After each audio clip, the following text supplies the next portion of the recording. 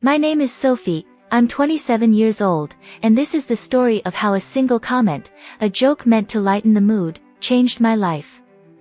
It all started with the usual Thursday dinner at our small but cozy apartment. I remember the scent of garlic and pasta filling the room, the soft glow of the candles on the dining table, and the music we always played in the background. It was supposed to be a peaceful evening, just like any other. But sometimes, things have a way of falling apart when you least expect it. Daniel and I had been together for almost 4 years. I met him when I was 23, fresh out of college, filled with hope and excitement about my new life. He was charming, funny, and attentive in the way he treated me, always making sure I felt special.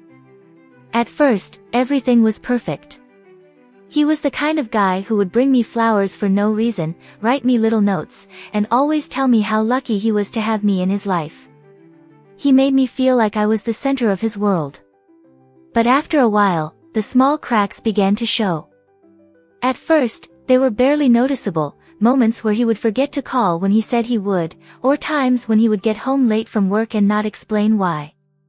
I brushed them off, thinking it was just stress from work or other things in his life. After all, I was busy too. I had my own career and was trying to build something for myself. But as time went on, the cracks grew bigger. He started to become more distant, more indifferent to the little things that used to matter to us both. Our conversations, once lively and full of laughter, turned into silences, punctuated only by the sounds of our phones and the occasional forced exchange.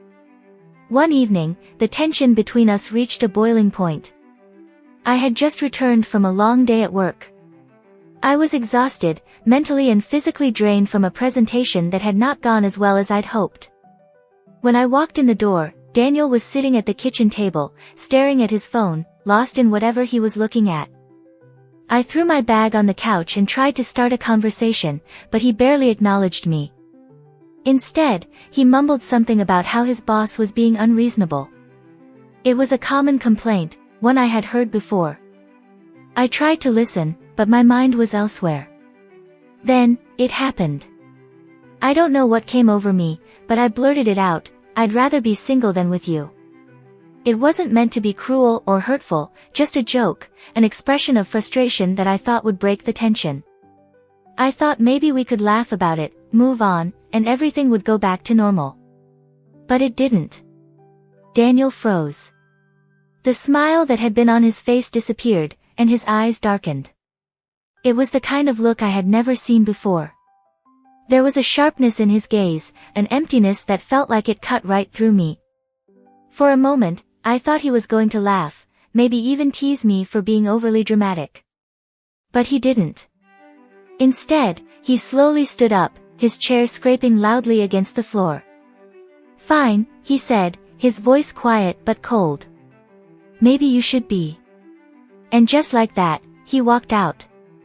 I stood there, shocked, my words hanging in the air like a heavy cloud.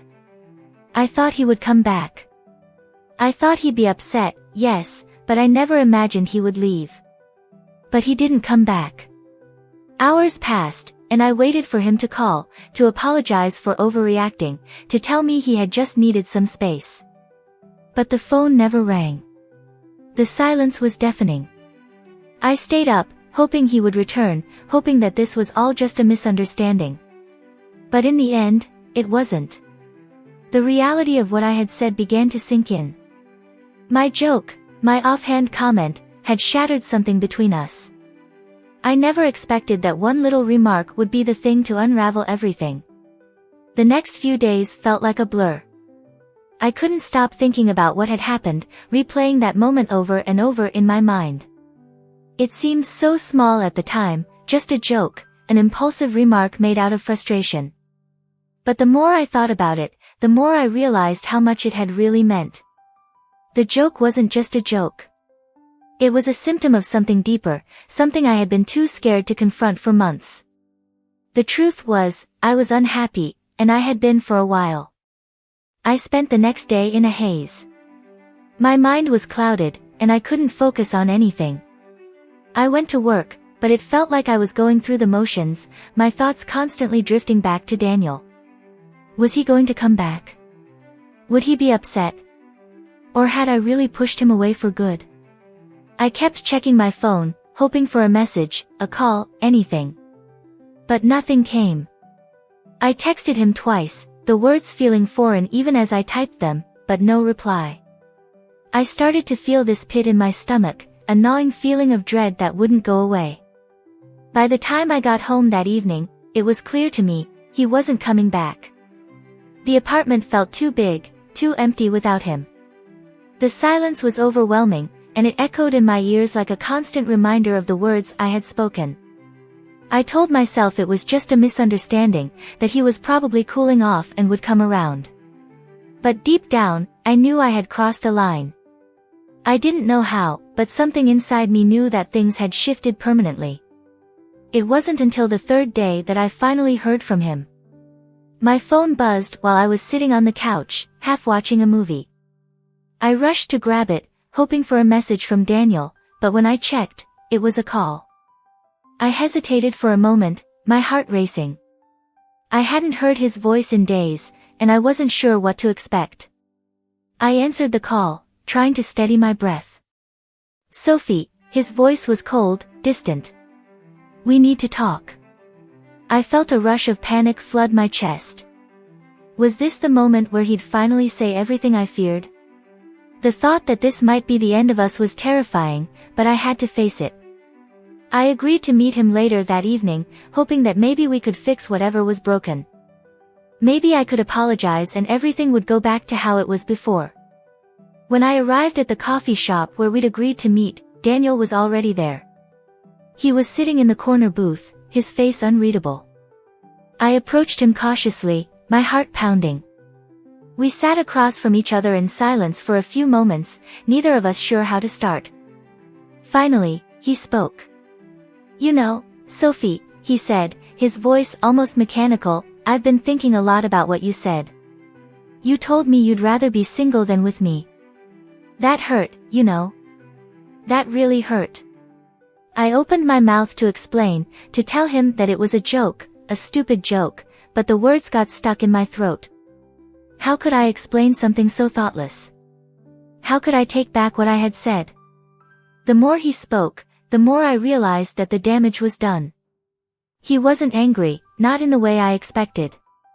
There was no shouting, no rage. But there was something worse, indifference. He seemed resigned, like he had already made up his mind about everything. "I don't know where we go from here," he continued, staring down at his coffee cup. "I don't think I can keep doing this. I don't know if I want to." His words hit me like a slap, and for a moment, I couldn't breathe. My chest tightened, and I felt this wave of shame wash over me. I wanted to reach across the table, beg him to stay, tell him it was a mistake, that I didn't mean it. But the look in his eyes told me it was too late.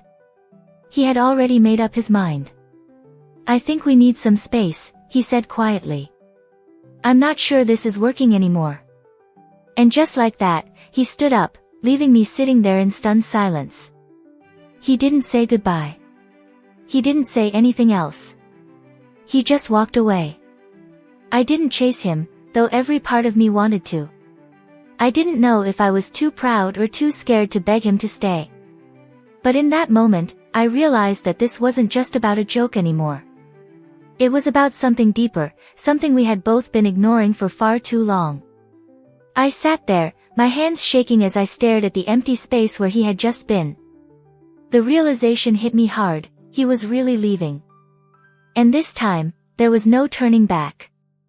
The days after Daniel left were a blur. The apartment, once filled with laughter and shared memories, now felt like a hollow shell. I wandered through it, moving from room to room, unable to shake the suffocating emptiness that surrounded me. I had never imagined it would end like this. I thought we could work through our problems, that things would get better. But now, everything seemed so much harder than I had ever realized. What surprised me most was not just the absence of Daniel but the overwhelming weight of the responsibilities I suddenly faced. The bills, the chores, everything that we had once shared fell squarely on my shoulders. And it wasn't just that, there was this new, unspoken pressure that seemed to settle in the pit of my stomach every time I walked into our home. I had never realized how much of my life I had given up to be with him. Now, it felt like I had lost a part of myself, and I wasn't sure where to begin picking up the pieces. One of the first things that hit me was the financial burden. I had always been the one who handled the household expenses, but Daniel had always chipped in. His salary was higher than mine, and I had come to rely on his contribution to cover the things we couldn't manage with just my income. But now, the bills piled up, and it felt like they were crushing me. Rent, utilities, groceries. And on top of that, my credit card bill had started to rise from all the things I'd been buying to fill the void: clothes, food delivery, things I didn't need but thought would make me feel better. They didn't. I tried to stay calm. I told myself I could handle it. I had to handle it. But it wasn't easy. I found myself staring at the bills late at night, unsure of how I was going to make ends meet. I didn't want to reach out to my parents for help. I hated the thought of them knowing how badly things had fallen apart. I felt humiliated. I had once believed that everything would be okay. I had believed that our life together was strong enough to weather any storm. But now, everything felt like a storm, and I was standing in the middle of it, trying to figure out how to survive. Then, there was the issue of the apartment. It wasn't huge, but it was a place that had once felt like our home. But now, it felt like a reminder of what I had lost. The more I stayed in it, the more I felt trapped, like I was suffocating under the weight of everything. The idea of moving out crossed my mind more than once, but it seemed like an impossible decision. How could I afford a new place? How could I afford to start over when everything felt like it was falling apart? I tried to keep up with work, but even that became a challenge. My mind was consumed with thoughts of Daniel and the wreckage of our relationship. Every time my phone buzzed, my heart skipped a beat, hoping it was him reaching out. But it never was. And every time I thought about calling him, the fear of rejection kept me paralyzed. I didn't want to beg him to come back. I didn't want to be the person who couldn't let go. But letting go felt like an insurmountable mountain that I wasn't sure I could climb. The loneliness was another thing I wasn't prepared for. I had always been surrounded by friends, but now, I found myself pulling away from them. I didn't want to share my pain, my failure, with anyone. I felt embarrassed, as though I had failed at the most basic thing, keeping a relationship together. The people around me didn't understand. They tried to offer advice, to reassure me that I would be fine, but none of their words made the heaviness in my chest go away. I missed the simplicity of our life together, the quiet mornings, the evenings spent on the couch watching shows we both loved. I missed Daniel more than I wanted to admit, even if I knew deep down that things could never go back to how they were. In the quiet of my apartment, I began to question myself. Was it my fault? Was I the one who had ruined everything? I replayed the moments, the arguments, the silences. I wondered if there had been something more I could have done. And yet, in the silence that filled the apartment, I knew that it wasn't just me. It wasn't just one mistake that had caused this. It was the accumulation of so many little things, the neglect, the lack of communication, the growing distance between us. I didn't know what the future held. I didn't know how I would get through this or what my next steps were. But one thing was certain, I had to keep going. I had to figure out how to take care of myself, how to survive in a world that felt suddenly very different from the one I had known. And maybe, just maybe, this was the moment I needed to start rebuilding, not just my life, but myself. It had been 2 weeks since Daniel left, and I was starting to get used to the quiet. It wasn't comfortable, not by any means, but it was beginning to feel less suffocating. I had managed to pay the bills that were piling up, and I had even started sorting through the boxes of things we'd accumulated together. Slowly, I was coming to terms with the fact that I was no longer sharing my life with him. It was painful, but I knew I had to move on. The evenings were still the hardest. That was when I'd feel the absence the most, those nights we used to spend together, talking about everything and nothing at all. I would sit at the kitchen table, eating dinner alone, staring at the space where he used to sit. The emptiness had become my constant companion. The loneliness had grown familiar, like a shadow that followed me wherever I went. One night, after a long day at work, I came home and sat down to check my emails. I had finally gotten the courage to unsubscribe from all the lists we used to share, our shared streaming services, joint accounts, subscriptions to things we never really used.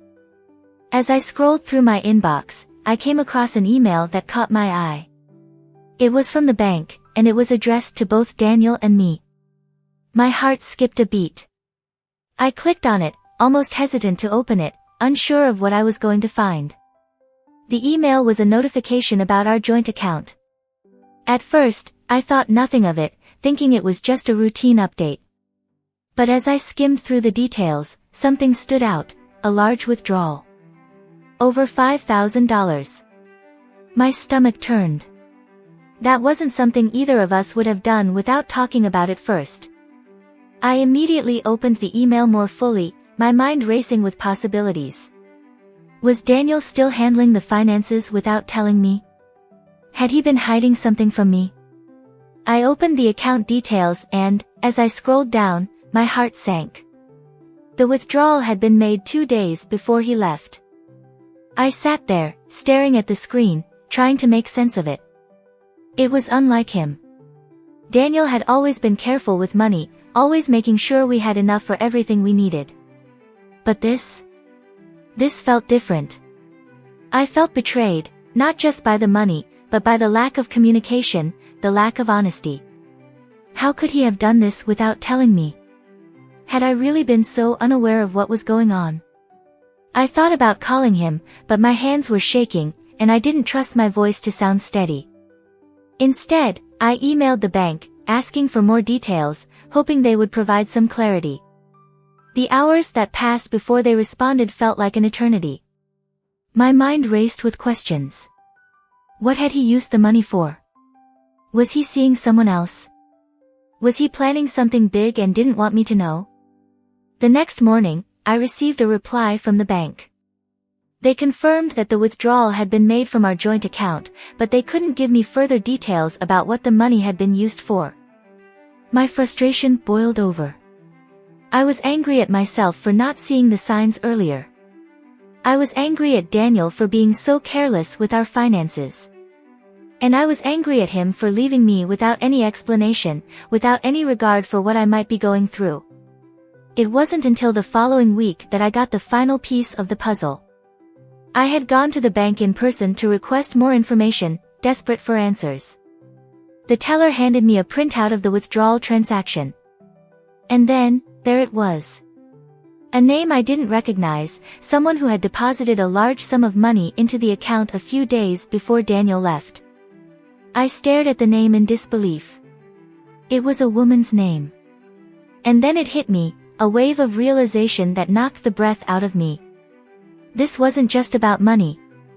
This was something much worse. I called Daniel that afternoon, my voice trembling with a mixture of anger and hurt. When he answered, there was a coldness in his voice, like he already knew what I was going to ask. What is this? I demanded, my voice tight. Who is she? There was a long pause on the other end of the line before he spoke. Sophie, I didn't want you to find out this way, but yes, there's someone else. I'm sorry, but I've been seeing her for a while now. I felt my world shatter in that moment. I had suspected something, but hearing him confirm it was like a knife in my chest. All the doubts, all the insecurities I had pushed aside, came crashing down on me. The money, the withdrawal, it was all connected to her. The betrayal was worse than I could have ever imagined. I didn't say anything for a moment, just letting the silence hang between us. And then, I finally spoke. You left me with everything. The bills. The responsibility. And now I find out about this. You could have at least told me the truth. His voice softened, but the damage had been done. I know, Sophie. I'm sorry. But I couldn't keep living a lie anymore. And now I'm supposed to pick up the pieces. I asked, my voice breaking. You left me with the mess you made, Daniel. And now you want to apologize? Sophie, I never wanted to hurt you, then why did you? I interrupted, my voice shaking with emotion. Why didn't you just leave before this all happened? Why didn't you tell me the truth? There was no answer, just a heavy silence that said everything I needed to know. He was done. He had already moved on. But I was still here, drowning in the aftermath of everything he had left behind. The revelation of his affair was the final blow, and I knew that there was no going back from this. It had been 2 months since Daniel left, and I had gotten used to being on my own. The days no longer felt like a heavy fog, though they still carried a weight I couldn't ignore. I had been paying the bills, handling everything on my own, and though I wasn't happy, I was surviving. I had finally started to rebuild, piece by piece, my life, my confidence. And despite the anger and hurt I still felt, I was learning how to stand up for myself again. Then, something unexpected happened. One evening, after I had just gotten home from work, there was a knock at the door. I wasn't expecting anyone, so I hesitated before opening it. My heart skipped a beat when I saw who was standing there. It was Daniel. His eyes were tired, his face drawn, and there was a sense of uncertainty in his posture. I almost didn't want to open the door, to not let him back into my life again. But something, maybe curiosity, maybe something deeper, made me pull it open. Sophie, he began, his voice tentative, I need to talk to you. Please, just hear me out. I felt a surge of anger rise within me, but I kept my composure. What could you possibly have to say, Daniel? After everything you did? He looked down at the floor, avoiding my gaze. I know I don't deserve your forgiveness, and I know I've hurt you in ways that can't be undone. But I've been thinking a lot, Anne. I realize now that I made the biggest mistake of my life. I left. I was selfish. I thought I needed to find something else, but all I did was ruin what we had. I crossed my arms over my chest, refusing to let the vulnerability I felt seep out. So, you came back to apologize? To tell me that you figured things out? That it was all just a mistake? He nodded, taking a deep breath. Yes. I know I've already done so much damage, but I can't keep running away from the truth. I hurt you, and I was wrong to do that. I thought that if I stayed with you, I'd be trapped in a life I didn't want. But now, I see how much I took for granted. How much I lost. And I can't undo that. I can't undo the damage I caused, but I'm asking for a chance to make things right. My emotions were a whirlwind inside of me. Part of me wanted to slam the door in his face, to never look at him again. Another part of me wanted to hear him out, wanted to believe that maybe, just maybe, he had changed, that he could truly understand the pain he had caused. What exactly do you want from me, Daniel? I asked, my voice calmer than I felt. You want me to take you back? To pretend that everything is okay? I don't expect you to forgive me right away, he said quickly. But I want to be honest with you. I'm not asking for your forgiveness, not yet. I'm asking for a chance to prove that I can do better. To show you that I've learned from all of this. I want to fix things, if you'll let me. I took a step back, the weight of his words sinking in. The hurt was still there, raw and fresh, but for the first time, I saw a glimpse of the man I had once loved. He wasn't the person who had left me, the one who had broken me. He seemed different now. Maybe it was the reality of his actions that had finally sunk in, or maybe it was the realization that he had lost everything. I closed my eyes, taking a deep breath. I wasn't ready to forgive him, not yet. But something had shifted. I wasn't angry at him anymore, I was angry at myself. Angry that I had let him make me feel so small. Angry that I had allowed him to strip away my independence, my strength. I'm not going to lie to you, I said slowly, looking him in the eye. You've hurt me more than you could ever understand. And I don't know if I can ever forgive you for that. But I'm not the same person I was when you left. I'm stronger now, and I don't need you to complete me. I'm not asking for you to fix me, Daniel. I'm fixing myself. His eyes softened, and for the first time in a long while, I saw something that resembled guilt. I know I don't deserve you, Sophie, he said quietly. But I'll spend the rest of my life trying to prove to you that I can be better. If you'll give me that chance. The silence between us stretched out, and I felt every ounce of emotion I had been carrying, the hurt, the betrayal, the anger, the loss, come rushing to the surface. But I also felt something else. A sense of peace. Not because I was ready to forgive him, but because I had finally come to terms with what had happened. I didn't need him to make my life whole. I had learned that the hard way. You can't fix everything, Daniel, I said, my voice steady now. But maybe that's the best thing you can do.